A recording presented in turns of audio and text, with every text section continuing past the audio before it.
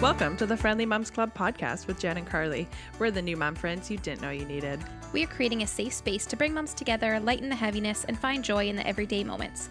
Together, we will share our own experiences of being new moms while navigating the topics we wish more people talked about. Join us every Monday to hear us skip the small talk and dive right into the uncomfortable. Happy Mom Day, Jen! Happy Mom Day, Karlee. It's a beautiful day! I was just going to say, it is a beautiful day today. It is. It's really nice out. Perfect Although day it's for frosty AF today. I know, but the sun is shining. I love this weather. I mean, I'm wearing shorts, so it's not that cold. Yeah, but it's just so pretty out, and it's like blue skies and beauty. The only thing I'm really struggling with is that it gets dark outside so soon now. Yes, and when if I pick up Henry at daycare after like 4, it's dark. I know. And yesterday we were driving home from swimming lessons at like 5:45 p.m. and it was completely dark and he fell asleep in the back. Like, how am I supposed to keep him awake? It's I never dark. thought about that, but that's true. Yes. Like, what do you expect when it's that dark out? He was like, I'm gonna have a little power nap. But it didn't screw up his night's sleep? I mean, it's pretty screwed up anyway, so I feel ya. Yes, I don't know why he's waking up. We're trying to do all the problem solving, and we're just decided he just misses us because he's getting up usually only once a night, but he's so upset. Yes. So upset. Everyone's like, you just go and pat their back and they go back to sleep. Yeah, like, right. That doesn't happen. No. I don't know. What child do you have? Because mine doesn't work like that. We actually think he's still asleep. Like, he's still... Like, it's like he's not all there. Like, he is still... Could you have night terrors at this age? I don't know. We thought for a while that he was having nightmares. Like, I wonder... Because that is a very common thing children go through. And I just don't know the ages. So I don't know either. Hit us up if you have experience with this. Somebody tell us. We will take any advice you have. Yeah. I think, we'll make a blog post for the website about this. Subtly throw that in there because we have a website and it's live now. So we should officially announce that. www.thefriendlymomsclub.com. And it's going to have like episode recaps and links to the episode, but it's also going to have blog posts where we share just the other things like baby proofing your room for a floor bed, and we'll be taking pictures and so things that we talk about kind of on Instagram, but we're going to go more into depth and do actual blog posts about and how to work with us and topic suggestions will all be on there. We're going to transition from spoken word to written word because we are artistes. All right. As we have to edit each other. But okay. Today we are going to be talking about adoption. We are very excited because we feel like we are very uneducated in this topic. And we want to learn and we want to know more about it and how it works in Canada. So we're going to be having on Nathalie. She is a social worker living and working in Alberta, Canada. And she has worked with the Open Adoption Agency, which provides support to birth parents and adoptive parents along their journeys. And she also has a very unique perspective that she also was the birth mom in an open adoption. So she kind of has experience from both sides of this, and she's got a lot of really, really great stuff to share with us. Mostly about just how we can change our language around adoption. It's like our infertility episode. The whole viewpoint, really. The whole viewpoint, more positive viewpoint on adoption. It's not this terrible thing that happens. It can be a beautiful transformation, and we're excited to hear more about it. And we want to talk about everything. We don't want to have any topics off limits. And we talk about pregnancy and postpartum, but then IVF and infertility. And this is just another piece of the puzzle that's really important to talk about. So we hope that you enjoy it and you learn something. And we're going to be putting some resources to all about adoption in Canada in the show notes. So if you want to read more about it and see some links, those will all be in the show notes. Let's grab Nathalie. All right. Enjoy. Happy Mom Day, Nathalie. Welcome to the podcast. We're so excited to have you. We are. So Nathalie is going to come on today. She is going to tell us a little bit about her own experience with adoption. And then she's also going to dispel some myths and misconceptions about adoption, specifically in Canada. But I'm sure some of this will apply to wherever you are in the world. We're going to talk a little bit about the process of adoption, how to support families going through adoption, and then overall how we can be more supportive to birth parents and then parents through adoptions as well. So Nathalie, why don't you tell us a little bit about yourself? Hi, well, thank you so much for having me. I'm very excited. Adoption is a passion of mine, so obviously, so I'm always, really appreciative of opportunities that I have to share my story and my knowledge. A little bit about myself. I'm a social worker, originally born in Calgary, and then in 2014, I moved up to Edmonton with my husband and our 2 cats. for my dream job, which was actually within the world of adoption. So that year was a wild year. We got married that summer. I graduated with my social work degree and came up here and started my social work career all in 1 month. Wow, So that's busy.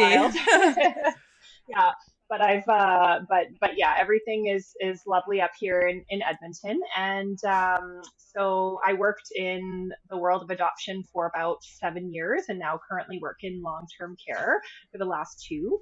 Personally, as I mentioned, I have a partner. We've been together for many, many years, even before 2014, since I was a wee youngin, about 21 years old or so. So he took all of my good years, Wow. and now he gets good years. But and we also together have a little cat named Snoop, after Snoop Dogg, who's Love my it. favorite rapper. I mean, Yeah. we also love Snoop Dogg. Have you listened to the Snoop Dogg baby albums? I Doggyland. have, Okay. Yeah. yes. We're They're a big favorite. fans. Favorite in our house. The self-affirmation song is Yep. so good. I know. It's just like such good messages and everything. My 5-year-old's not as stoked on it, but I'm hoping that with continued exposure, Yes. eventually he will become one of her favorites as well. Yeah, Definitely. Yeah, so that's a little bit about me. Yeah, perfect. Well, we're excited to hear more about you. Yeah. Can you share, I mentioned in the intro that you have a little bit of personal experience in adoption. Would you mind sharing a little bit about that? Absolutely.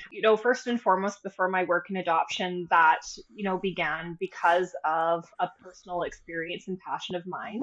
So when I was 18, I experienced an unplanned pregnancy, and through that discovered the world of adoption. When I started trying to figure out what I wanted to do, because the first thing was, oh my gosh, what am I even going to do now with this situation that I'm in? I started researching all of my options and looked at all of them, and ended up stumbling upon this adoption agency called Adoption Options in Alberta. Through them, got some counseling and support to explore my options, and ended up deciding that adoption was the right option for me. It's not the right choice for everybody, but in my circumstance, it was. And then at the age of 19, I gave birth to my daughter and placed her for adoption with her parents. And she still lives with them today, obviously, and they have a really beautiful relationship. Prior to my pregnancy, I didn't even know open adoption existed. I just assumed that closed adoption was what was available. And so that was kind of what I was going into when I was looking at my options. And so it really opened my eyes to what was available out there and how empowering of an experience it can be. One of the reasons why, motivated me to move into the work of adoption was, given that, even going into this choice, how limited my information was, I realized how limited that information is for everyone and how much misinformation there is out there. And so I think that adoption is something that is not often viewed as a positive or viable option for many, because there's just so many misunderstandings about it. So, well, we talked beforehand about how Karlee and I almost feel like ashamed and embarrassed about how little we know, when we should know more. Like, this should be more talked about. Like there's so much to deal with pregnancy and infertility, and it's just another thing to add to the list that we don't do a good enough job talking about and actually being open and honest about, which we should be. So Normalizing the conversations. Yeah. I actually have I knew about your story before we just talked today, but I actually got chills in a good way when you were talking about it. It warmed my heart how passionate you speak about your experience, and that it was actually a positive, life-changing experience. I'm sure it was very difficult, and there was a lot of ups and downs and a lot of emotions, and I'm sure there's still a journey of grieving the whole scenario after, which we can talk about later. But I just I felt this warmth that I'm this is it's beautiful. And you mentioned Thank that you. she still is with them. They have a great relationship. So do you still talk to them? Are you in contact at all with them? Absolutely. Oh, yeah. After I placed her for adoption, they moved to a different province, which I'd known. They were very open about that. From the time that I met them, that was a possibility later on because of family connections. And so her family is still in that other province, and she's actually moved to Alberta right now because she's going to university in Alberta. Oh, wow. So we got to see her. I just actually saw her this past week. Oh, yeah. She came to my parents' house. My son just turned 1 a couple of days ago, and so she came to their house for his cake smash and to spend time with us. Thanksgiving, she was at my family's house, and that's really neat. That is email and talk on the phone occasionally. So it's a very fluid relationship, and that's what open adoptions, tend to turn into over time, like relationships with people that you don't know. Of course, there's going to be a growing period that's going to ebb and flow. And kind of, as you'd mentioned before, there's emotions that come with that as well. Sometimes you have that grief roller coaster that you're riding on. All of those relationships where you deeply care for other people, you ride that stuff out and the relationship just continues to strengthen over time. Oh, that's so special. I can only imagine that your experience makes you a million times better at your job too, because the way that you can connect with people, debating this or wanting to know their options and family, like I just think that this gives you a really neat perspective on the job that would make you very valuable. Very valuable, yeah. For sure. Yeah. I was just going to say it's very humbling because it really gave me a perspective of like what her parents went through. Because when I went through the process, it was so seamless in that, like, of course it was hard, but I was very supported through my mom and through the agency. Her parents were absolutely wonderful, but I didn't realize until I started working there, like really the turmoil and the grief and the loss and the process and the exhaustion that they probably experienced navigating through that to get to where they are. So definitely.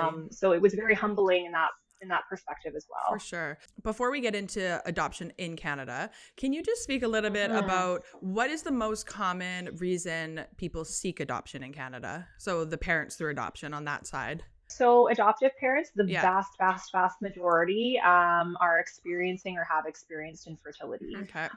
So most of the adoptive families that we saw at the agency were like early mid 40s. And of course, there's going to be a large range within that because everybody's experience, everybody's story is different. But many of them, they tried to have children biologically first, and then they would, go to fertility clinics for some assistance, and that would maybe take a couple or a few years, and then they would start exploring their other options, and that was when they came to the agency. So it was very rare. It did happen that families came to the agency to adopt that weren't experiencing infertility, and one of the big reasons for that is that it's a very long process.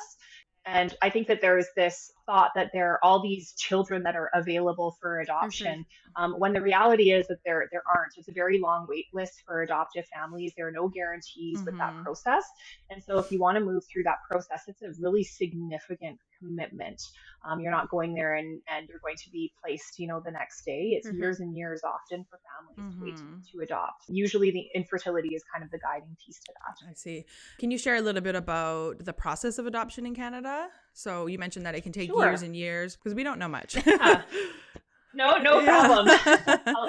I'll give you the Coles Notes version here. Perfect. So adoptive families and birth families, I guess, first thing that they want to do is, seek out whether adoption is right for them. So usually they would contact the agency, and there would be, for the adoptive families, an info session where we would provide more information on the process, talk with them a little bit about their story and see if it feels to be a fit for them. With birth parents, we're doing options counseling. So that's always the first step when we have birth parents that are coming in. Kind of like I'd mentioned before, it's not the right decision for everybody. When I went into my counseling with birth parents, and I know when the staff do, it's always coming from a place of, we are here to provide you with your options. It's your decision what you want to do with that. So it's exploring all their options and seeing if that's a fit. Let's say an adoptive family now has gone through the information session and they've decided that they'd like to learn more about adoption. They have to attend a seminar. So it's a 2-day seminar, very comprehensive, all about all issues relating to adoption. So it's everything about the law and the process around that. It's how the matching process works. It's what they can expect in regards to birth parents, birth families, and who they are on the other side. It's what the placement looks like, how to manage that relationship. Talking to your children about adoption, that's often a really big fear for birth parents and families. Like, is this going to damage the child? Are they going to understand what adoption is? How are we going to support them through all of that? So they do that. And then once they have attended the seminar, if they decide that this is the route that they would like to go, then the next step is completing a Dear Birth Parent letter. So this is a letter that all of the adoptive families put together. And I guess I should also mention that I'm speaking from the experience of our agency in Alberta. Adoption is provincially legislated, and each agency might do the process a little different, but many of the process pieces I think are probably overarching. Okay. In regards to specific agencies in like BC, for example. I don't know. There's probably some little differences, little nuances, especially with the law. And this is specifically private adoption through the agency. Yes. Okay. So this is a private adoption. Exactly. Okay. So they would do a Dear Birth Parent letter. So this is a chance for them to really speak from their heart and talk about, why are they looking to adopt? So what are your hopes for a relationship?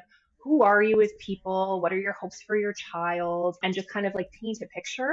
And then you have pictures throughout there as well in a letter. And so we help support, what that looks like if they want a little bit of feedback. Once they have that, then it's the home study process. For anyone that doesn't know what the home study process is, it's a very, very in-depth process. So it's required by the government for anyone that chooses to adopt, and we have to follow their process essentially. So this is the evaluation tool that we use to ensure that families are safe, stable families that can provide a good home to a child. Yeah. So the assessment pieces are anything from finances to their family history. Have they gone through traumas? How did they navigate through it? What have they learned from that? What kind of supports do they have?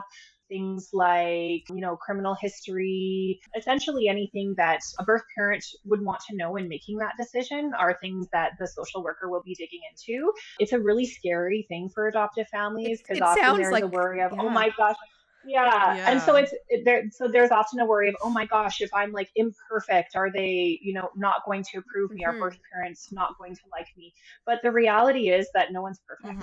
So when the social workers are going in, they're not looking for perfection. What they're looking for is families that have lived real experiences and that have grown from that experience. What that home study will be doing is highlighting the growth and the things that families have learned.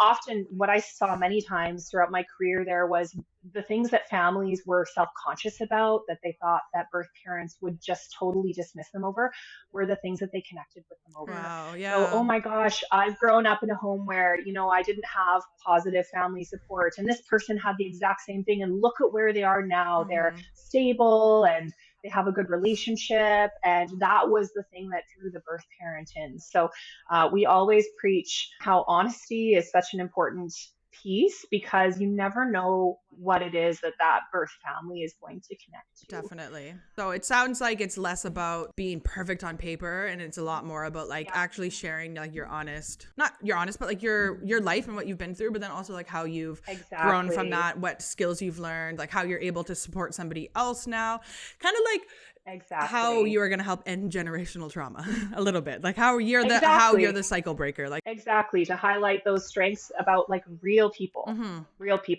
because like I was always worried when I'd go through and I'd have people that had like perfect relationships, never fought, never had any traumas. Because I was like, okay, well, you're going to deal with stuff when you're parenting. Yeah, for you're sure. You're going to have challenges eventually that you'll deal with. If you have not learned tools to navigate through that stuff, how are you going to do that then? For sure. So that was more concerning to me than families that had gone through stuff and worked through it. I can totally see that. Yeah, for sure. Do you see a lot of families that get stopped at this stage? Like, is it common that a family actually, like, can you stop it, and can they also just not get chosen by a birth parent as well? Like, can we like not approve them, or can we stop them from being chosen?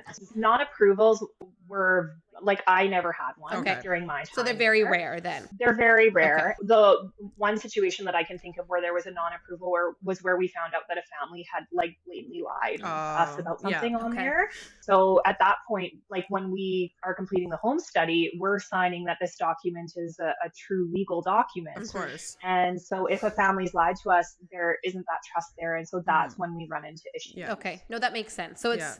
Most people can get through this process. So as scary and vulnerable as you have to be, it is a positive. Like, I guess it's the next stepping stone, right? It's something you have to just endure if this is your journey. Like, for sure. And in Canada, or at least with the agency you work with, is having a criminal record like something that would be a non-approval, or does it depend on the situation? It depends on the situation. And I can't even really speak to specifics because every circumstance, like it would really be what were the circumstances, like how old were you, what if like it would really be us digging how you've changed since then. Which is completely fair. But it's not very fair. It's not like an immediate, it's not a straight up non-approval. That shouldn't, and it shouldn't be like there's so many different circumstances, right? Sure. That could I read a book once. I don't know if it was a Colleen Hoover book, but similar to that, where the the couple was facing infertility, but they couldn't adopt because the partner had a criminal record from when he was like 16 or something. And in my head, I was like, that just seems so like not logical that you can be 16 and like vandalize property and then. I mean, it's a fiction book. So yes, of course, it wasn't real. It wasn't real life.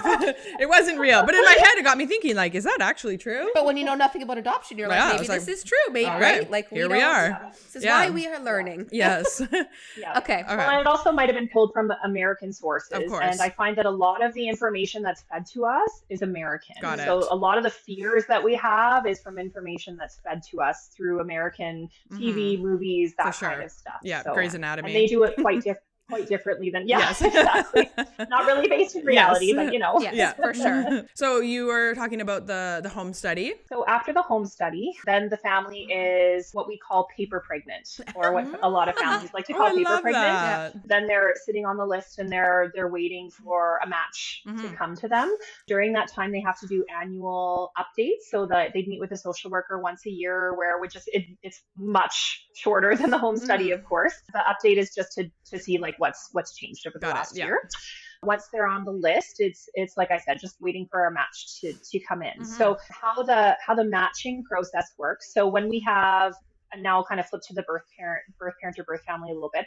So they come in, let's say they do the counseling. If they don't decide that adoption is right for them, at that point, they would be referred to other resources or support. So whether that's getting a termination, whether that's if they want a parent, we would find supports for them. So whatever that is, it's all options counseling. I should emphasize that. Yeah. That's very important. If they decide that they want to continue exploring adoption, then we would gather a social medical history. So this is basically their own account of their family history, their medical history, their hobbies, their interests, and then information about like the pregnancy, which is also very important. So these are often big fears of adoptive families. What's the mental health history? Is there drugs and alcohol exposure? Because they are unplanned pregnancies. That can be, a really big scare for a lot of adoptive families. But many birth parents that are coming in, they're wanting the best home for their child. And so in that, they recognize that transparency is going to make sure that they're finding a family that's able to support their child with whatever needs they may have. So we're gathering that comprehensive social medical history, and then we're looking at our list. So the families during that home study process have identified what they're open to in regards to those factors as well, alongside things like, are you open to twins? Are you open to premature birth? What about transracial adoption? So if both families are, or if both parents are Caucasian, for example, we're asking, are you open to a child of Indigenous heritage, whatever that heritage is? And so part of that assessment is they can't just say, yeah, we're open to that. And we're going, okay, great. We're going to say, okay, how are you going to nurture that background? What have you learned about it? What kind of supports are in the community? Because we want to make sure that that child is not feeling isolated and that they are still connecting with people from within their own community. Based on kind of all those factors, that's how the matching happens. So it can be quite a complex process. And that's why the wait time for families is so unknown, because it could be something as simple as a birth parent saying, I want a family that has, some European background. To a birth parent that doesn't have any preference at all. As well, we're also managing what everybody's hopes are for a relationship. So the birth parent will also identify, or birth family will identify what their hopes are for contact and visits and things like that. And the adoptive family during the home study, we're also asking them to be transparent in regards to what their hopes are, knowing that what that contact is a starting point. Okay. Because we don't know who that person is on the other side of that. So this is in an ideal situation. What would you want that relationship to look like? And then there are constant conversations throughout. I guess, is this where the open versus closed adoption would come into play? Yes. Closed adoption doesn't actually really exist anymore. Okay. Yeah. Wow. So and this is one of those big misconceptions that are common with adoption. Closed adoption, I think, because we've heard so many horrific stories from the closed system. The closed system really started in the 50s, and it was this belief that, that this was a shameful thing, and so it should be kind of swept under the rug. Like, I think everybody has a story of a family member or someone's family member that was shipped off to like Uncle Grant's farm or whatever, you know, for however many months and then came back, and everybody kind of knew what was going on, but no one really talked about it. Prior to the 50s, we actually practiced open adoption. And then it was kind of around the birth of like psychology and stuff like that, that this belief started to come out that was completely unfounded. And so we practiced closed adoption for a few years. And then in Alberta specifically, each province is a little bit different, but in Alberta specifically, at Adoption Options, the founder, Marilyn Chenier, started to research a little bit more. So she actually had adopted children herself through the PRO system and started to research and found this open adoption system that existed. I think it was in California, and went down and researched it, saw how positive it was, and so created the agency in Alberta in, I think it was 1984. So open adoption in Alberta anyways has been around since the mid 80s, which you wouldn't think given how many people don't know about it. Could you define it? Like explain what that actually means, just for people who might not know? So open adoption, there's a few different factors. So there's choice within it. So everybody has chosen open adoption. There is some form of contact in a relationship in true open adoption. So whether that's visits, emails, phone calls, whatever that looks like. Sometimes that's something based on, where people are at emotionally, not possible. But at the very least, there's going to be some open information that's shared. So adoptive parents will get information on the birth child and the birth family, and the birth family will get information at the adoptive parent. So that's the very minimum that they will have. And then the hope is that it's built from that. And then open adoption is also based on a commitment to that child and to one another to, consider that child and do things within, their best interest and be respectful within that relationship.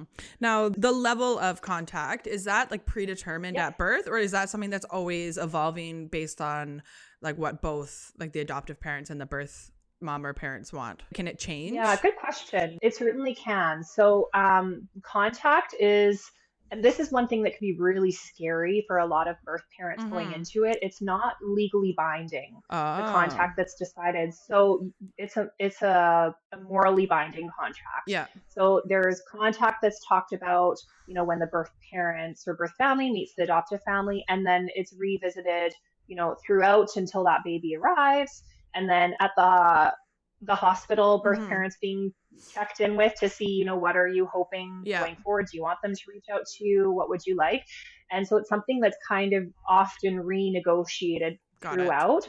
And then kind of, as I'd mentioned in regards to my own open adoption, eventually it's something that becomes more organic because you do become family. Of course. You do become family to one another. And is that something the adoption agency is ever involved in, or are they really involved in the placement and like really initial stages, and then they're kind of, out of it at that point, and then it's just up to the adoptive parents and the birth parents to decide going forward? Yeah.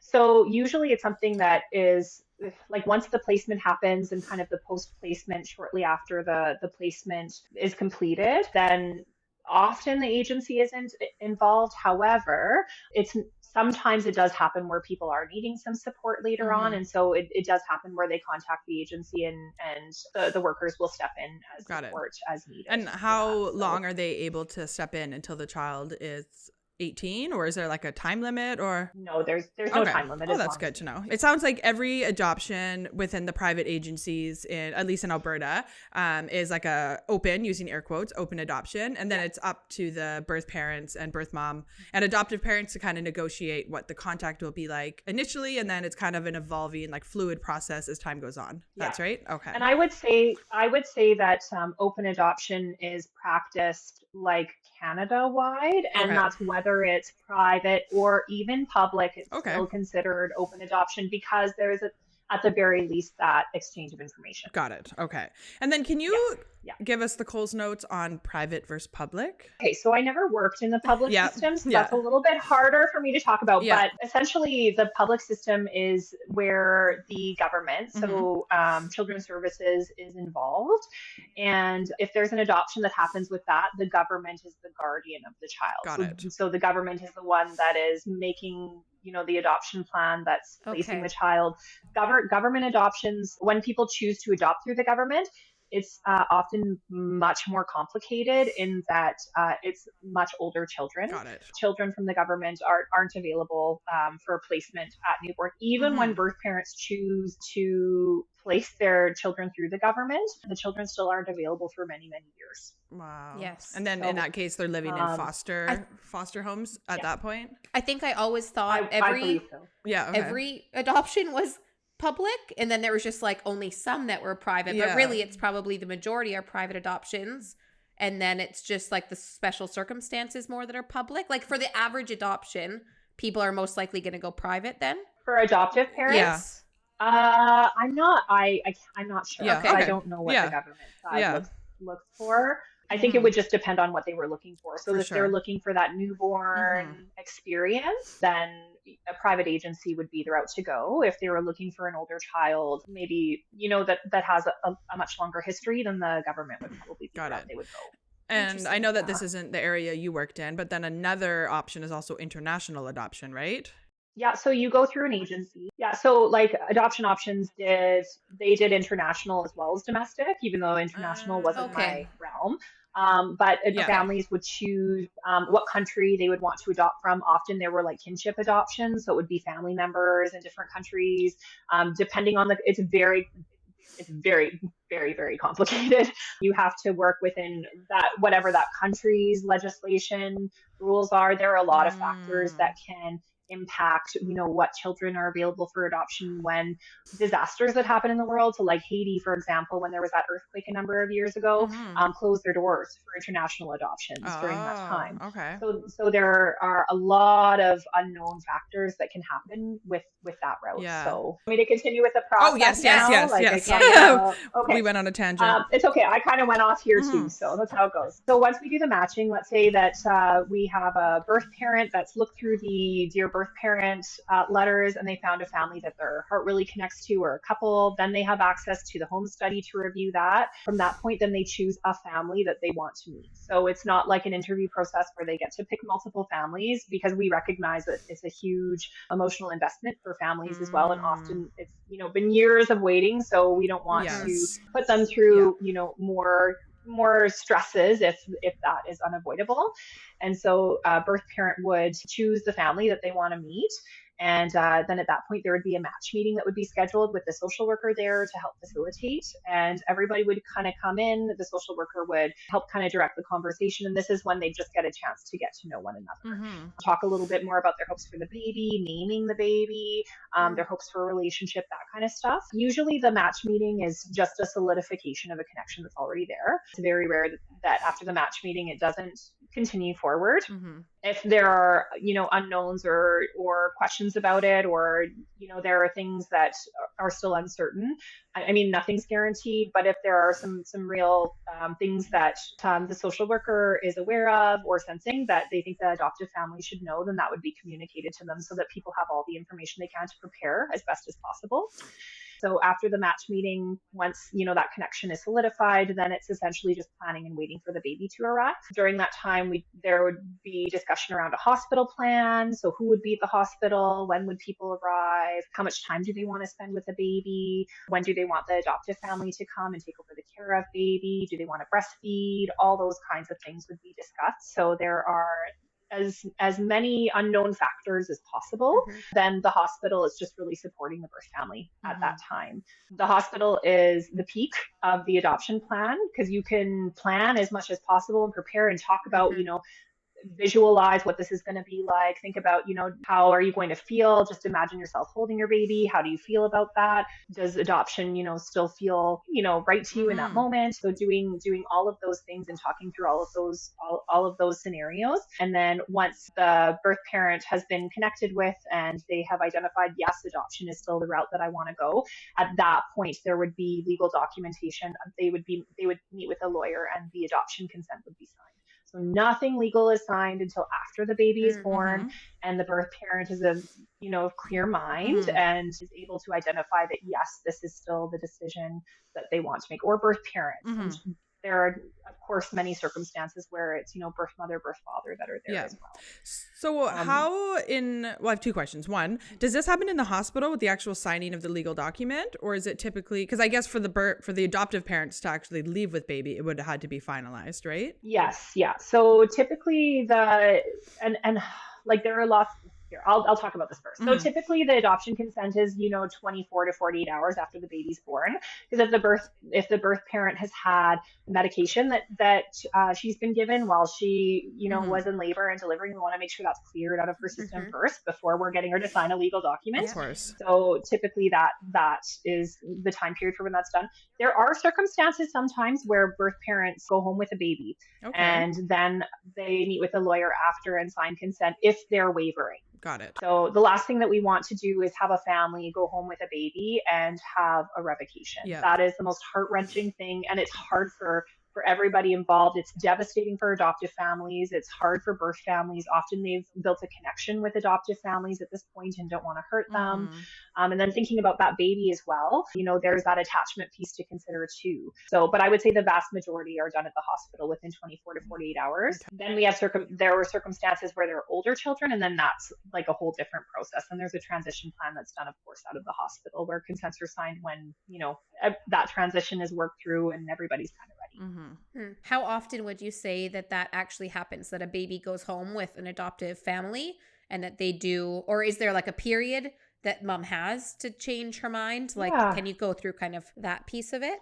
Yeah. So in Alberta, the revocation period is 10 days, which is actually the shortest in all of Canada. I believe, and you might have to check your facts, I think that BC is 30 days. That's what I've heard as well. So that's what I was curious. I heard it was 30 days, 10. Yeah, 10 seems short, but 30 seems like a long time as an adoptive parent to be like on edge at home. So it is. It's a very long time. And so there's lots of talk about what is the right timeline for that revocation period, because, a birth parent, they have worked and they've made this really difficult, loving decision for this child and signed the adoption consent. And then they go home and they have to make that decision over and over again during that revocation period. Every single day while their body's going through postpartum, while it's responding like they should have a baby with them and they don't. They might be hearing phantom cries. Like I couldn't imagine. Oh my goodness. Parent is going through that revocation period. There's a lot of preparation that, is done beforehand to try to prepare for what that's going to be like and make sure that the appropriate supports are in place so that, when they have those times that they're really struggling, that they can lean on supports and that counseling is available. And in your experience, have you seen many in your years working there? I've seen some, not like the revocations are pretty rare, and like I can only really speak for RE, the agency that I worked for. It was, I think, like 5 to 10% of our placements. So we usually had 0 to 2 kind of per year out of like 30, 40 placements ish. So it's not like a high percentage that happens, but when you're dealing with matters of the heart, it's just a reality. So difficult. That sometimes that's going to happen. So adoptive parents as well, there's lots of preparation with them for, what are you going to do for the 10 days? Who are you going to tell? So they go home and they just kind of hibernate and maybe tell, their mom and sister or whatever that they're going home with a baby, and that's it. And wait till after that revocation period is done to do the full announcement, just because it's too hard to tell everyone that you have adopted this baby and now all of a sudden you don't have that baby anymore. Now you're retelling this traumatic event. The revocation period's hard. I remember one revocation that I had to do it was probably one of the most heart-wrenching experiences I've had in my life. And I picked so the birth parent was here and the adoptive family lived further south in Alberta. And so I had to go and get a car seat from the pregnancy care center and pick the baby up because the adoptive family was just like heartbroken, and drive this baby down to the birth parent. It was like one of the adoptive parents like couldn't even be at the door when I got there. And it's just like heartbreaking seeing their hearts ripped out of their body, like right in that moment. Because totally, and as much as these families tried to, protect themselves, and I'm not going to get attached to this baby during this time until You do. You can't avoid it in most circumstances. Of So, course. You get your hopes up. There's no way around that because you need that to be able to bond. But That's then the so birth mom heartbreaking. too, like Exactly. I can see all the Of course, feelings yeah. that they're having, and Yeah. for sure. the whole process I feel like is very, very hard and probably very mentally draining. Yeah, and definitely. just, For both sides. yeah, 'Cause for both sides for sure. is. Yeah, the birth parents have already gone Yeah. through something very difficult and traumatic and overwhelming, coming like it happening and coming to that decision, and then doing the adoption, and then having to go back with those feelings of wanting to change and then not want to hurt the adoptive parents, like you said. And then the adoptive side, like the adoptive parents, they've already been through so much heartbreak with if they were dealing with infertility, and man, it's hard on everybody. Yeah.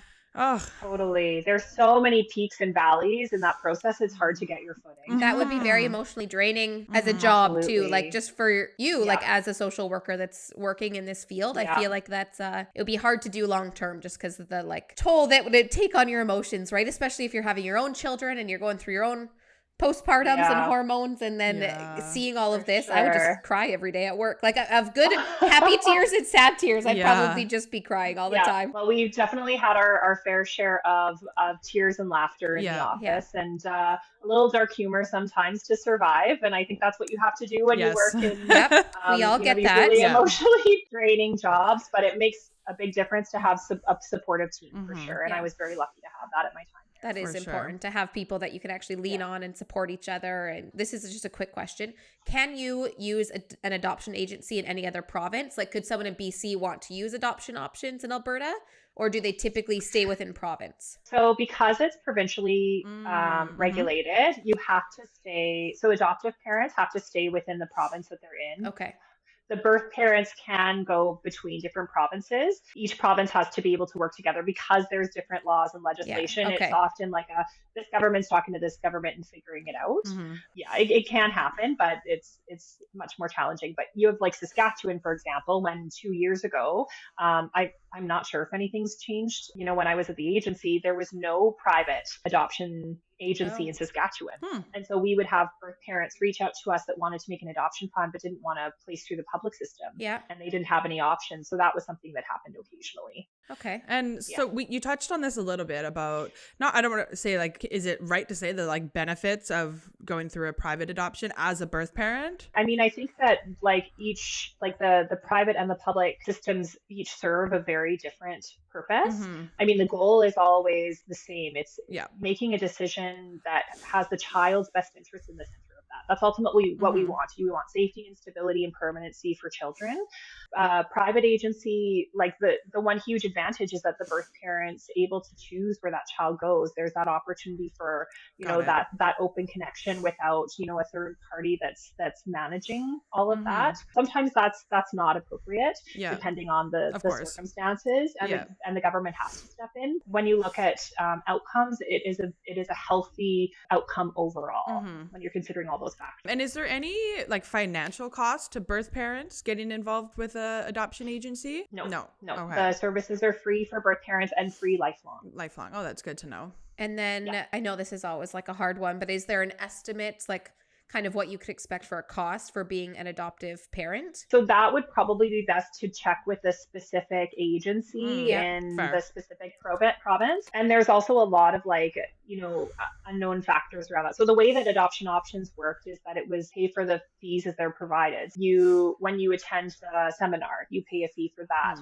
Then when you get the home study completed, you pay for that. Depending on how many updates you get, like there's a fee for that every year. Okay. So it depends, and each agency might be a little bit different with that. So, but the fee for service definitely makes it more manageable. In that it's not like this big lump sum all at once. Okay. And then from my understanding, one of the main fees is actually the lawyer fees and like the legal contracts that are required. It depends on the lawyer.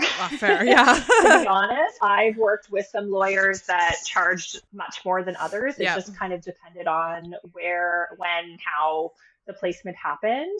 I would say that is one of those fees that you can't predict what that's going to be like until you get that bill. For sure. Yeah.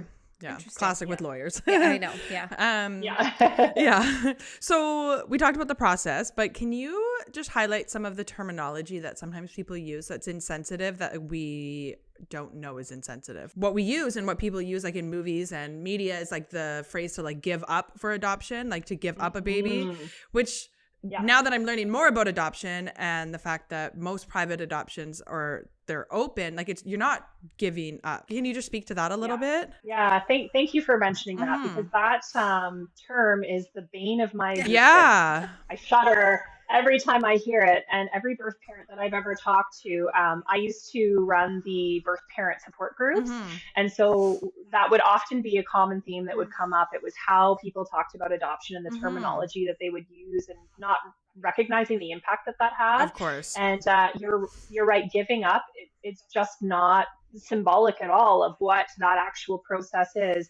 When I think of my birth daughter, I didn't give her up. I fought for her. Yeah. Like, it was quite the opposite of that. I lovingly and mindfully like chose adoption, picked her parents because you know they are amazing people, and I knew that they could give her all of those things that I wasn't able to. And so it was quite the opposite of giving up. It was a very intentioned decision, and so that's one that is definitely very harmful. So what is something you could say instead? What I say is made an adoption plan or placed for adoption. Placed, yeah, that sounds made an adoption plan or placed. Yeah. That sounds much nicer. Yeah, because that speaks to that speaks to the intention behind it. Yeah. And then, like, for adoptive parents, when people say, you know, are those your real parents? Yes, they are. Like, They're, yes. Of course. Yes. And that's like, of course they're the real parents. Like, the adoptive parents are the ones that, you know, got up with them in the middle of the nights and, you know, feed them and take them to school and, you know, make all these parenting decisions and chose their daycares and you know, cried with them when they were sad. Like, that's what a real parent is. And of so course. saying, you know, are they your real parents is so minimizing of that role. I remember I was reading a book the other day from an author that I have a lot of respect for, and it's called The Addiction Inoculation, Jessica Leahy. I don't know if you've heard of her. No. But she works with youth that are struggling, sometimes struggle with addiction, that kind of stuff, often struggle with addiction. And she was talking about how she met with this one youth who was adopted and his parents. And in the book, she said they couldn't have children of their own. And for someone who's like a scholar and well educated, like, for a second, I was like, like, it hurts because, you know, I have so much respect for her, but, you know, to say these people couldn't have a child of their own, like the correct term for that would be couldn't have a child biologically. Yes. Because that child is their son. It's theirs. Is their son. Yeah. He belongs to them. Like, he is their child. And so it's just so much minimizing, misdirecting language. Yeah. So in the first or the second case, you said you could say, like, I mean, we don't really have any business even asking if somebody is their real parents in air quotes, but if the conversation was open to that, would you just say, like, are they your biological parent or biological child? Is that the kind of... You could ask that. Yeah. Stick to the facts. Or, like, sometimes I guess it depends on how the conversation goes, but, like, sometimes it's just, like, not even appropriate to ask. It's not even relevant whether or not it's like not asking what genitals people have in their pants. Like, it doesn't matter. Like, it doesn't matter if they're biological. And but if you're having an open, candid conversation about it, like, absolutely, are they your biological parents? Are they your adoptive parents? Like, because that is true to what the reality is. Are there any other terminologies that are the cheese grater to your soul, or is it mostly just the two that we mentioned there? The other term that we hear sometimes is that birth parents choose to, or that they kept their child, which to me it's like the child's a commodity. Like, they're not a car or a purse. Like, they chose to parent. Yes, chose to parent. I like that. Okay. Yeah. So these are I think that when you adjust that language, it's really going to adjust how we think about it. So language is just so important. So important, for sure. And I guess kind of on this same page then, is there some things that you can suggest, like a best way to support either a birth parent or an adoptive parent going through this process? I think just coming in kind of non-judgmentally and just giving them space to share their story, you know, when or if they want to share it, and really focusing on educating yourself about, you know, the positive adoption language and not making assumptions and knowing that you can't fix it. I think that that's one thing that as human beings, that's our nature, that when someone is hurting or grieving or has something difficult in their history, we want to fix it and we just can't. And so sometimes, just saying, oh, that sounds like that would have been really hard. That's all you need to say. Yes. Yeah. That's all you need to say. Yeah. We actually have an episode on that. Yes. Yeah. You can't, you can't fix it. You can't tell someone what to do. Like just being there with them and saying like, that sounds really hard. Validate their feelings and sit with them, like sit in those feelings with them. Right. Yeah. And the infertility piece, like that is huge. Like when I was listening to your infertility episode, and they talked about, and you guys talked about how people say, oh, just do IVF or whatever. It doesn't fix anything. No. Just like when people say, oh, just adopt, it doesn't change the fact that there is an inherent loss to not having a biological child if you're adopting. You still, there's something validating in having a child where you experience that pregnancy, where biologically, you might have the same eyes as your child. They might, say like have, some same characteristics. And so these are losses that you just can't fix for sure. by adopting. And so I think the biggest thing that people can do if they're looking at potentially adopting is to grieve their infertility, because it won't fix the loss of infertility by adopting. It will fix that space of being childlessness. And those are two very different things. That's a very good point. Yeah. Wow. I never really thought of it that way. And in my head, I kind of always thought that the adoption process is kind of like healing in that way. And I guess it can be for like your desire to have a child and be a parent, but it doesn't, like you said, like you'll still have that wound of infertility and that you need to heal. Exactly. And I can see that. Yeah. The process, maybe you'd have a more positive process too, if you've done some healing with the infertility part of your journey, exactly. right? Like if you go into it just like an open wound, and then it's going to take long. Like it's just so easy to get in a negative mind frame, and then that's not going to help anything when you're doing this process. That's why we love therapy. Yeah, I know, we talk about it all the time. Everyone should go to therapy. Couples therapy, individual therapy. Everyone needs it. Yes, we love it. Yes, it's great. Yeah. And you can't expect that someone's going to just get over their infertility exactly. or those losses. Like those will be with you forever. There will be things that set you off, but it's about like learning how to navigate through that and lean on the supports when you need to. Definitely. It's just like placing a child for adoption. You never just get over that. I didn't place my daughter and just forget about her. Like I still missed out on her first words, her first steps, first day of school, all that stuff. But I've learned over time how to heal and to, reframe how I think and be positive for the things that I have. Yeah. And so are there counseling services that are included in normally like private adoptions? You were saying that like there's counselors that are there. Like that, is that something that's highly encouraged, or do you even have to do? Like I know. Or is it required? Yeah. So for the birth parents, lifelong counseling is available through the social workers. Amazing. Through the adoptive families, we will refer if they need additional counseling support. Yeah, most of our stuff with the adoptive families is assessment. Like that's more kind of what we focus on. But one of the pieces is that because there's such small teams, like adoption is non-profit. So I think there's also assumptions that like adoption workers and agencies are rolling in the dough, and that's just not the case. Like we scrounged to try to find pens in the office, and there were many times where I was like, is my computer broke enough to hire someone to fix it, or can I like survive with it?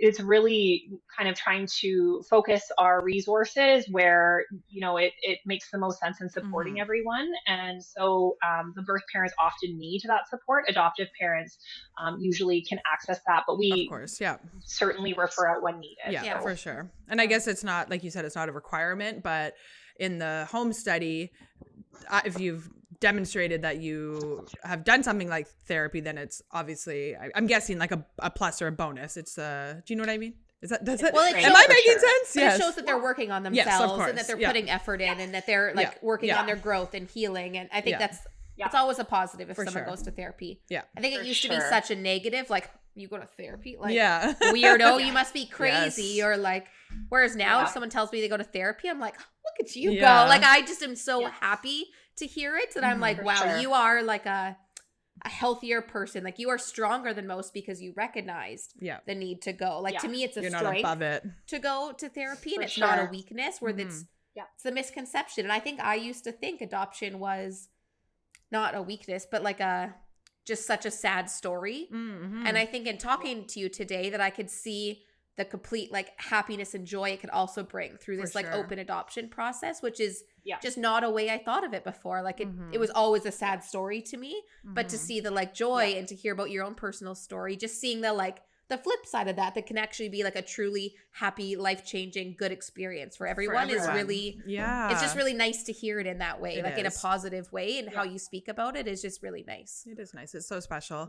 And I think in the future at some point, if you're open to it, we would love to hear more about your own personal experience.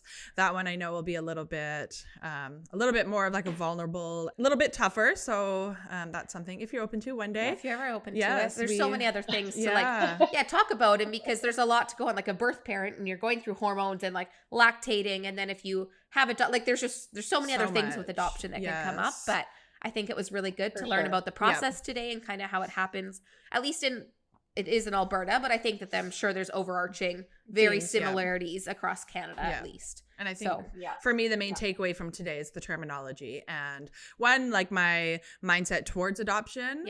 And just having a better understanding of it, and then also the terminology, like how to not invalidate somebody's experience, like that's kind of our goal in a lot of things that we're doing here. So thank you for sharing that. For sure. That was no problem. Oh man, I really hope this is going to help so many people, whether they're actually seeking adoption themselves from either side, or if they have a friend or a family member. And it is true. It's just something not enough people know anything about. So like there's people that I'm like, oh, I wonder if they've looked into adoption. And I'm like, I don't even know anything about adoption. Like I would be terrible at supporting them, because I'd be like, oh, not like, anymore. I can Google things for you. Like I'm always wanting to be there for people, but I've done a lot of research and learned a lot about infertility. But now there's another piece to it that I never put any effort into yet. For sure. Thank you. We appreciate that. Thank you for being so open and vulnerable and telling us all of this information. No worries. Thank you for having me. Oh, this was wonderful. It was very nice to meet you. And hopefully we will talk soon. You too.